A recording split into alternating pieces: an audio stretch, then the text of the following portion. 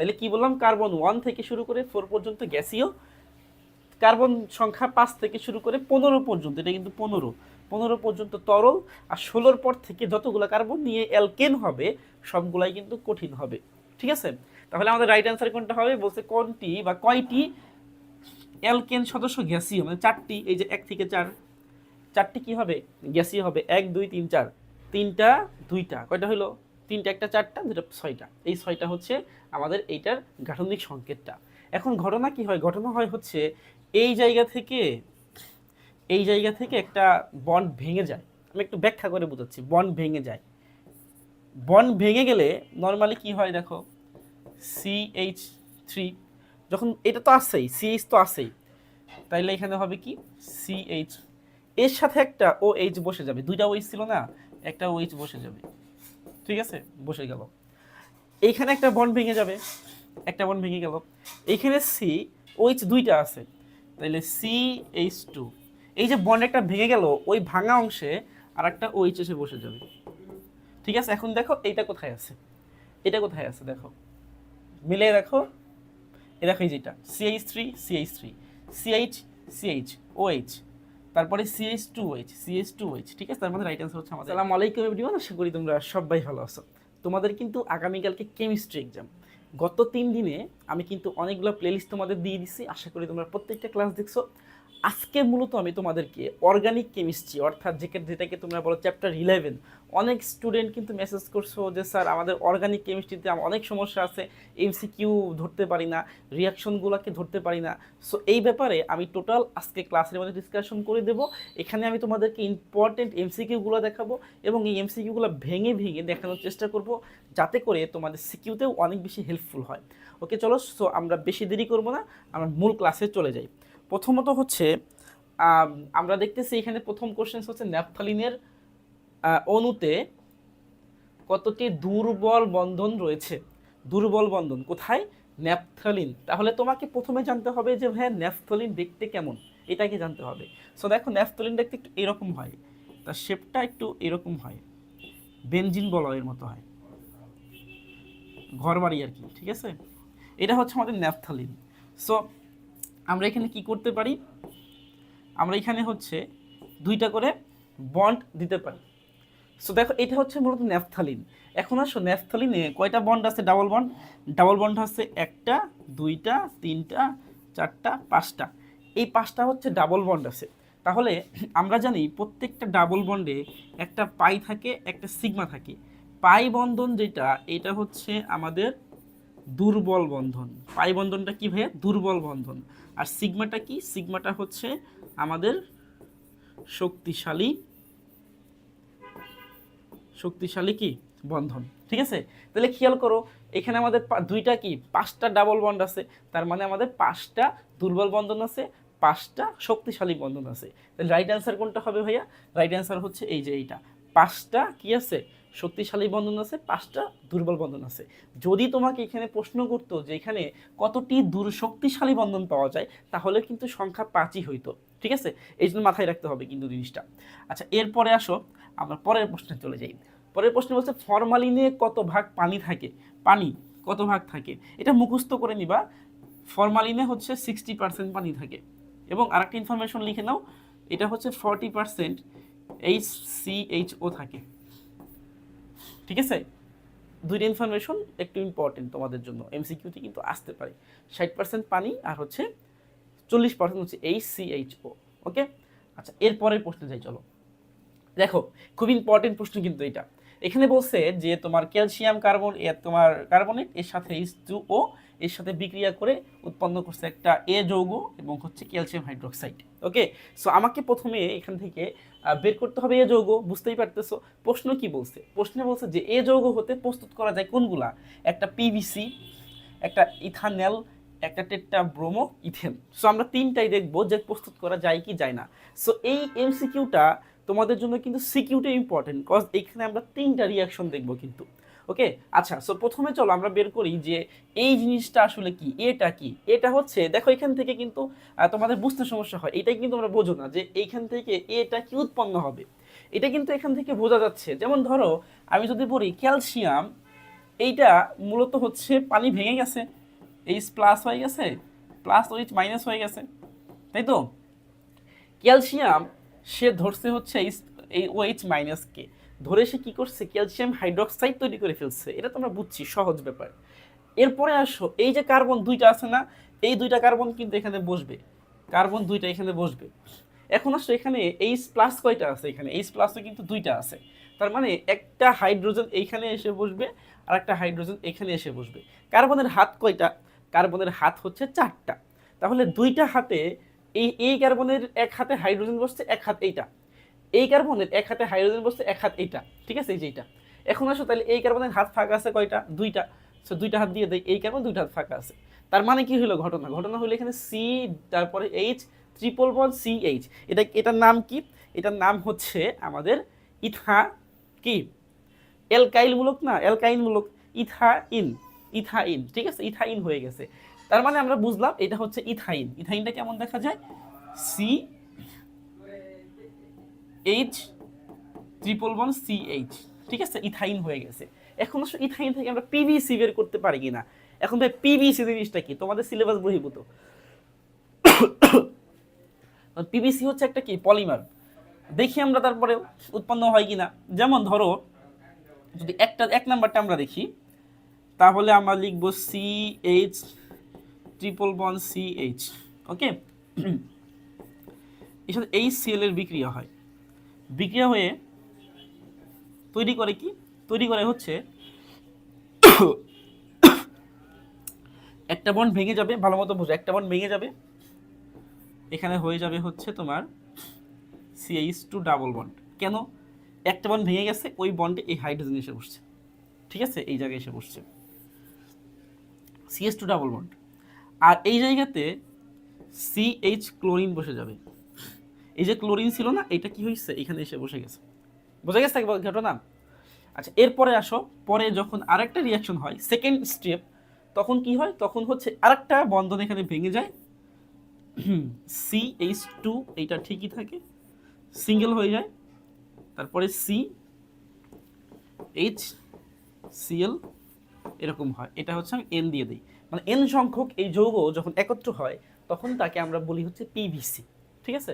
আচ্ছা, I think তাহলে clear যে পিভিসি উৎপন্ন হয়ে গেছে, সত্য, এটা সঠিক। এরপরে আসলে আমরা দেখবো ইথানল উৎপন্ন হয়েছে কিনা। ইথানল মানে হচ্ছে অ্যালডিহাইড, এটা একটু দেখি বিক্রিয়াটা 2 নাম্বার। দেখো যদি আমরা CH ট্রিপল বন্ড CH এর সাথে আমরা পানি যুক্ত করে দেই, খুবই ইম্পর্টেন্ট বিক্রিয়া সিকিউর জন্য কিন্তু, তাহলে আমরা জানি 20% যদি আমরা H2SO4 লাগাই দিই আর 2% HgSO4 লাগাই দিই, 80 ডিগ্রি সেলসিয়াস টেম্পারেচার দিয়ে দিই, তাহলে এইখানে আমাদের ইথানল উৎপন্ন হয়ে যায়। ইথানলটা কি, CH3CHO তৈরি হয়ে যাবে, ঠিক আছে, ক্লিয়ার। তাহলে কিন্তু আমাদের এটাও হয়ে গেল, এটাও হয়ে গেল, ইথানলও কিন্তু হয়ে গেছে, দুইটাই কিন্তু সত্য। এরপরে আসো 3 নাম্বারটা, টেট্রাব্রোমো ইথেন কিভাবে তৈরি হলো। টেট্রাব্রোমো ইথেনটা আমি এখানে দেখা দিই, দেখো CH ট্রিপল বন্ড CH এর সাথে আমরা ব্রোমিন যুক্ত করে দেবো, যেহেতু ব্রোমো বলছে ব্রোমিন যুক্ত করে দেবো। এখানে দুইটা বন্ড ভেঙে যায়, দুইটা বন্ড ভেঙে গেলে এর সাথে তোমার যুক্ত হবে হচ্ছে 2টা ব্রোমিন, একটা বন্ড থাকবে CH2, এর সাথে যুক্ত হবে হচ্ছে 2টা ব্রোমিন। তাহলে কয়টা ব্রোমিন হলো, 4টা ব্রোমিন হয়েছে। সমতা করতে পারো তোমরা, সমস্যা নেই, 2 দিয়ে সমতা হয়ে যায়। 4টা ব্রোমিন মানে টেট্রাব্রোমো, 4 মানে টেট্রা আর ব্রোমিন মানে ব্রোমো, টেট্রাব্রোমো, 2টা কার্বন কি হয়, ইথেন, টেট্রাব্রোমো ইথেন, এটা হয়ে গেছে। তার মানে আমাদের এটা রাইট অ্যান্সার কি হবে, সবগুলাই কি হবে, রাইট অ্যান্সার হয়ে যাবে, ঠিক আছে।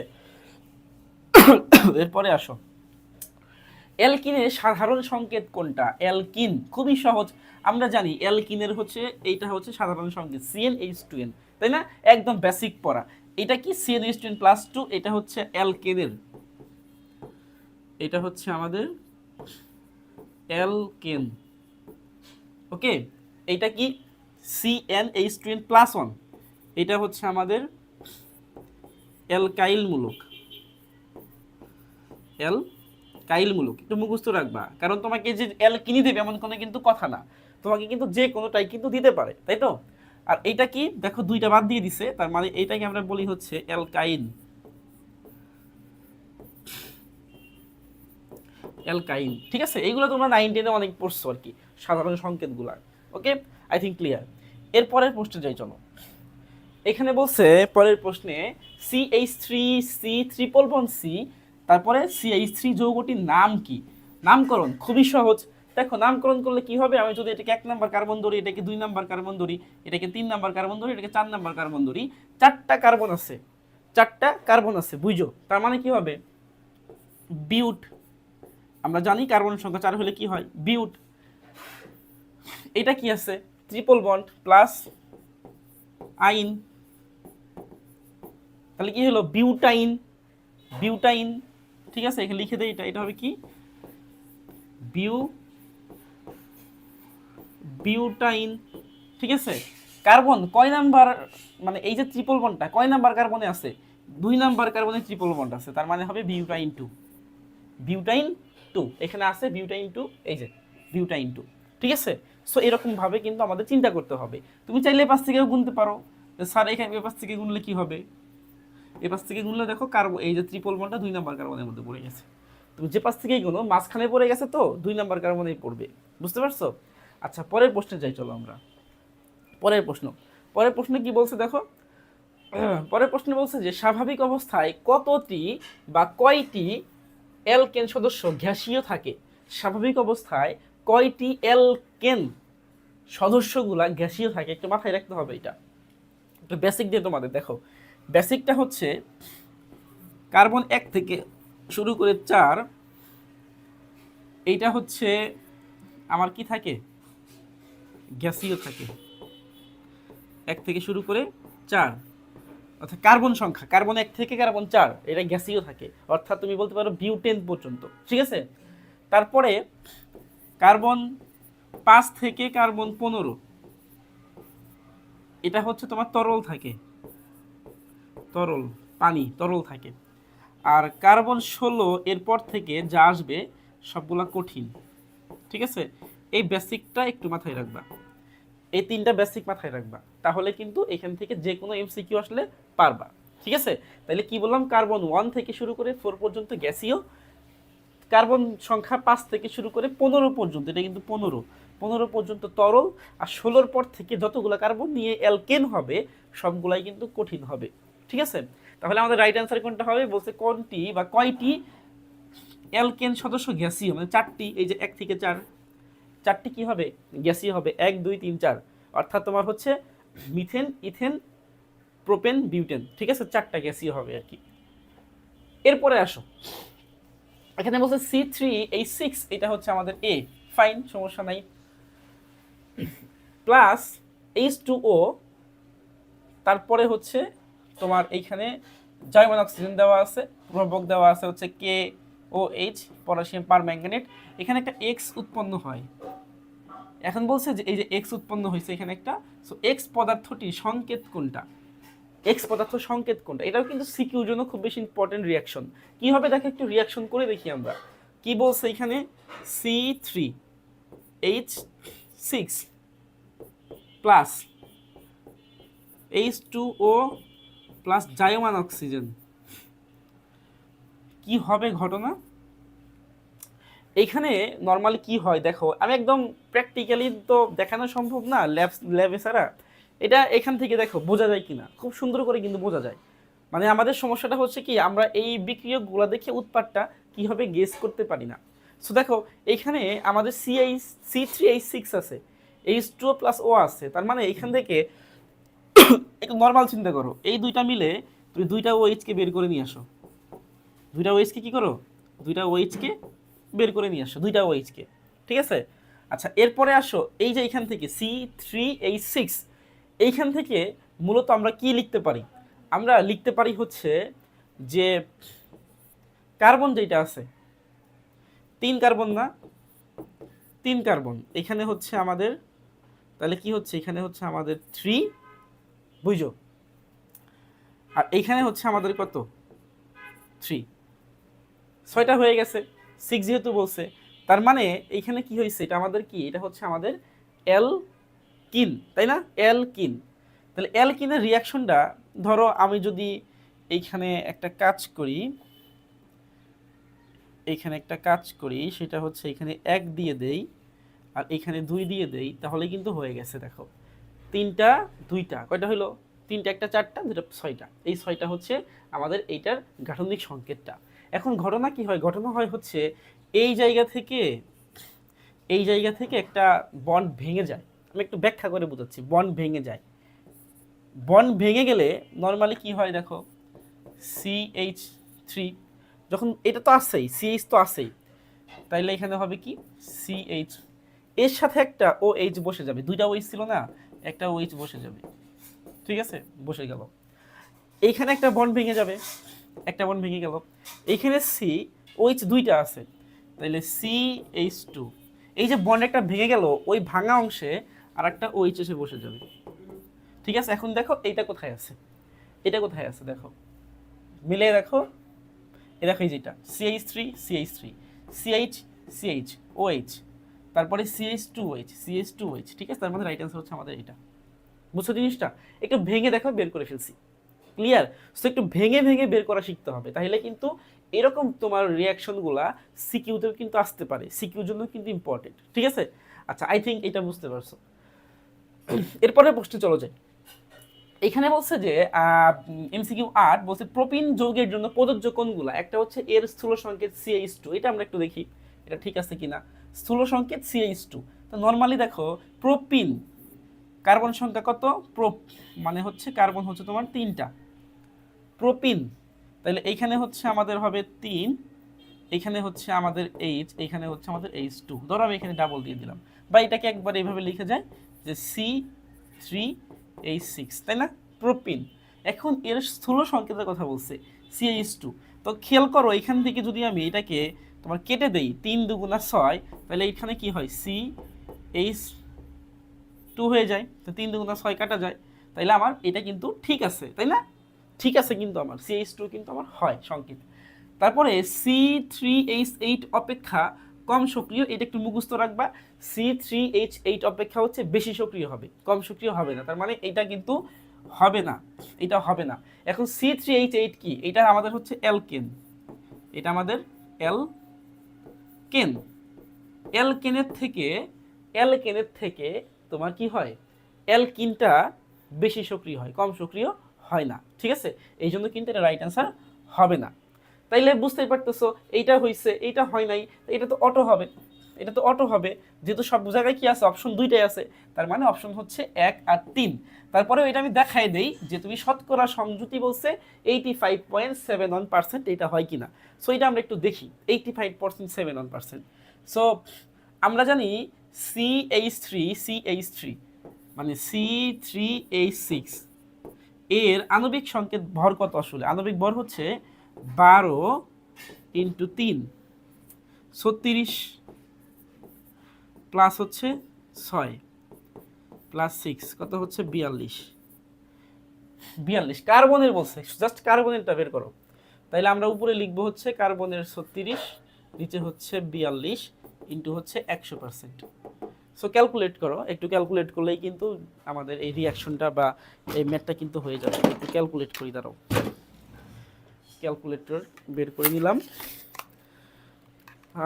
36 ডিভাইডেড বাই হচ্ছে 42 ইন্টু 100 সরি 85.71, দেখো 85.71 রাইট অ্যান্সার, ঠিক আছে, ক্লিয়ার, সহজ একদম। হ্যাঁ, আচ্ছা, তাহলে এটা আমাদের চলে গেল, এটা আমাদের শেষ। এরপরে আসো 11 নম্বরটা।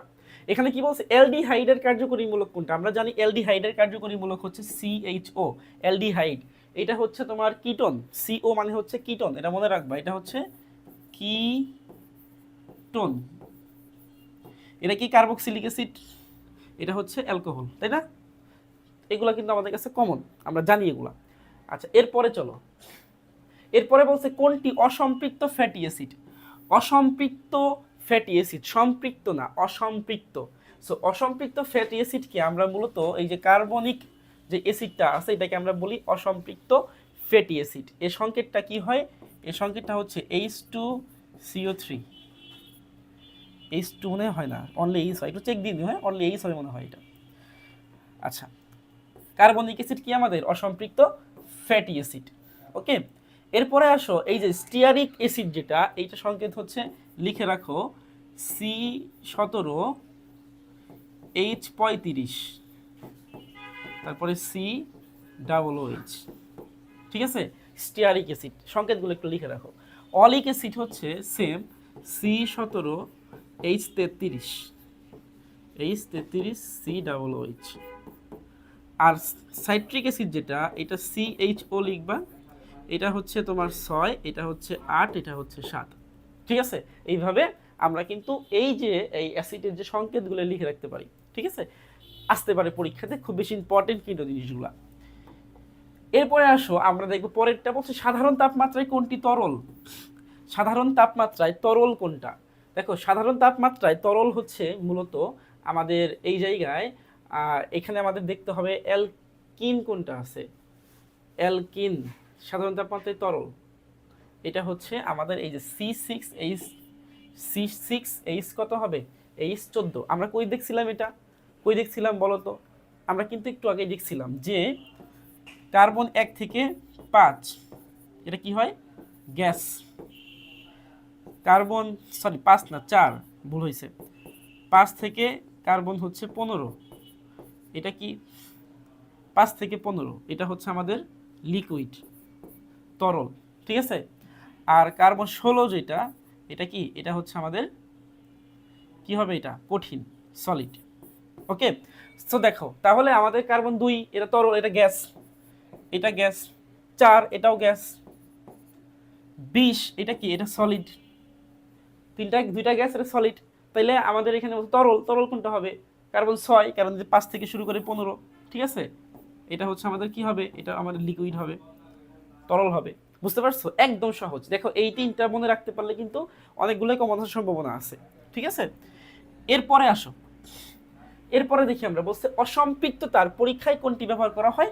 এক কথায় ব্রোমিন, ব্রোমিন ব্যবহার করা হয়। ব্রোমিনের বর্ণ কি হয়, অসম্পৃক্ত পরীক্ষা লালচে হয়, লালচে। ব্রোমিনের বর্ণ কি হবে, লালচে হবে। ঠিক আছে, ব্রোমিন আমরা কি করি, অসম্পৃক্ততার পরীক্ষার সময় আমরা কিন্তু ব্রোমিন ব্যবহার করে থাকি। ওই যে টেট্রা ব্রোমো ইথেন একটা রিয়াকশন করলাম না, ওটা কিন্তু অসম্পৃক্ততার পরীক্ষা। ঠিক আছে, মাথায় রেখো। এরপরে আসো কোনটি অসম্পৃক্ত হাইড্রোকার্বন। অসম্পৃক্ত হাইড্রোকার্বন হচ্ছে দুইটা, একটা হচ্ছে অ্যালকিন আর হচ্ছে অ্যালকাইন। অ্যালকিন আর হচ্ছে অ্যালকাইন, এগুলা কি আমাদের অসম্পৃক্ত হাইড্রোকার্বন। এখানে দেখো আমাদের অ্যালকাইন অথবা অ্যালকিন থাকলেই হবে। এইটা হচ্ছে C2H6, এটা অ্যালকেন, এটা হবে না, অ্যালকেন হবে না। C3H8 এটাও অ্যালকেন, এটাও হবে না।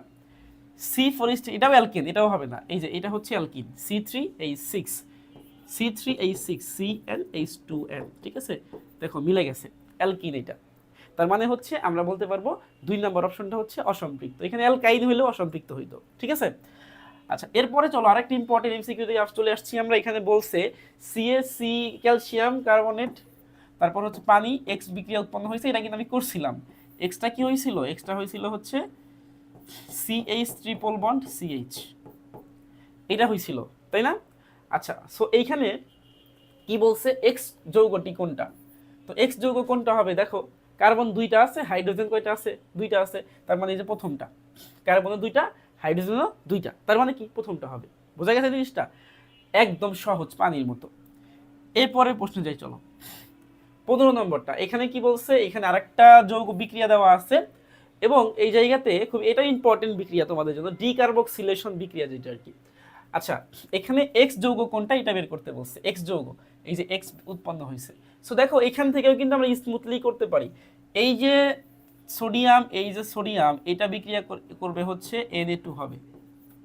আর কার্বন 2টা, আর হচ্ছে কার্বন এখানে অক্সিজেন, কার্বন একটা, অক্সিজেন 2টা, এখানে একটা 3টা, এটা মিলে হচ্ছে CO3 তৈরি করবে। ঠিক আছে, তাহলে এটা তৈরি হয়ে গেছে। এখন বাকি যা আছে সেটাই হচ্ছে এক্স। এখন বাকি কি থাকবে, বাকি থাকবে এখানে একটা হাইড্রোজেন, এখানে একটা হাইড্রোজেন বাকি থাকবে। তাহলে আমাদের এখানে লিখে দাও যে CH3, আর হচ্ছে এই হাইড্রোজেনটা কি হবে, এখানে গিয়ে বসবে, এটা হয়ে যাবে হচ্ছে CH3। ওকে, CH3 এর নাম কি, 2টা কার্বন, কার্বন এখানে 2টা, হাইড্রোজেন এখানে 6টা। ঠিক আছে, অ্যালকেন, অ্যালকেন 2 আছে, মানে ইথেন। ওকে, সো দেখি ইথেন কোথায় আছে, এখানে C2H6। দেখো এই যে C2H6, বুঝতে পারছো? রাইট অ্যান্সার কিন্তু পেয়ে গেছি আমরা। সো এই বিক্রিয়াগুলা একটু ভালো করে প্র্যাকটিস করলে দেখবা তোমাদের কাছে কিন্তু এগুলো দুধভাত হয়ে যাবে। এগুলো কঠিন জিনিস না, খুবই ইন্টারেস্টিং জিনিস। কোনটি রেকটিফাইড স্পিরিটের মূল উপাদান? আমরা জানি রেকটিফাইড স্পিরিটের মূল উপাদান হচ্ছে ইথানল, কারণ ইথানল হচ্ছে 96% ইথানলকেই আমরা কি বলি? রেকটিফাইড স্পিরিট বলি। ইথানলের সংকেত কি? ইথানল, এই যে এটা হচ্ছে ইথানল। ঠিক আছে, কার্বন 2টা আছে, ইথানল কোনটা হবে দেখো তো, এই যে এইটা। ক্লিয়ার? জিনিসটা সহজ একদম, মনে রাখবা রেকটিফাইড স্পিরিট হচ্ছে 96%। কোনো দ্রবণে যদি ইথানল থাকে তাহলে সেটা হচ্ছে কি? Rectified spirit. ওকে, আচ্ছা এরপরে চলো আমরা 17 নম্বর এমসিকিউতে চলে আসছি। এখানে বলছে যে C3H8Cl বিক্রিয়া করছে। ইউভি যখন দেখবা প্রভাবক, তখন কিন্তু মনে করবা এটা হচ্ছে হ্যালোজেন প্রতিস্থাপন বিক্রিয়া। ঠিক আছে, তাহলে দেখো হ্যালোজেন প্রতিস্থাপন বিক্রিয়াতে কি হয়েছে, এখানে এ উৎপন্ন হয়েছে। এটা কি? তাহলে একটা হাইড্রোজেনকে সরায় ফেলো, তাই হয়ে যায়। একটা হাইড্রোজেনকে সরাইলে C3H7 হয়ে যায়, আর একটা ক্লোরিন এখান থেকে বসে যাবে, এখানে ক্লোরিন 2টা হবে। ঠিক আছে, আর কি হয়েছে, এখানে HCl তো আছেই, তাহলে এ পাওয়া গেছে, এটা হচ্ছে আমাদের এ। সো কি বলছে, এ এর সাথে আবার NaOH বিক্রিয়া করাইছে। আচ্ছা করাও। এ মানে হচ্ছে C3H7, তারপরে হচ্ছে কি Cl এর সাথে এই NaOH রিঅ্যাকশন করো। তারপর কি বলছে, জলীয় দ্রবণ। আচ্ছা সমস্যা নাই, জলীয় দ্রবণে একটা তাপ দিয়ে দিলাম। এখন আসলে এখানে কি উৎপন্ন হয়েছে এটা বের করতে বলছে। খেয়াল করো এখানে Clটা ওই যে N এর সাথে বিক্রিয়া করবে, উৎপন্ন করবে কি? NaCl, লবণ। ঠিক আছে, এইটা চলে গেছে, ডান।